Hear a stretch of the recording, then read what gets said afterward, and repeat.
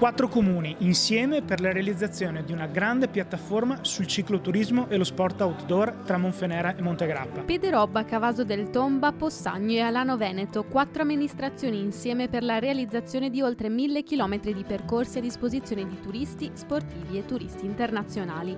Un'iniziativa sfociata in una piattaforma dedicata al cicloturismo, futuro del turismo dell'area del Grappa e non solo, un modo per far riscoprire le bellezze storiche e locali del territorio. Progetto da 50.000 euro. L'aspetto positivo è che anche la Regione Veneto è intervenuta finanziando con i bandi dei distretti di commercio il progetto stesso, per cui una suddivisione di costi importanti che rendono fattibile questo importante progetto per il nostro territorio. Progetto che è stato approvato nei piani di azione della riserva della biosfera MAB UNESCO. Obiettivi: la valorizzazione della biodiversità e l'attività di sviluppo socio-economico anche attraverso il turismo sostenibile e la gestione responsabile del patrimonio culturale. Patrimonio legato anche alla storia della Prima Guerra Mondiale. Gran parte dei percorsi sono studiati per passare, per far visitare i luoghi storici presenti nel nostro territorio, mulattiere, trincee, chiese, templi, che oggi costituiscono l'offerta turistica principale di questa innovativa piattaforma. L'intento è quello di ampliare l'adesione dei comuni al progetto, così da poter includere tutti i territori del massiccio del Grappa.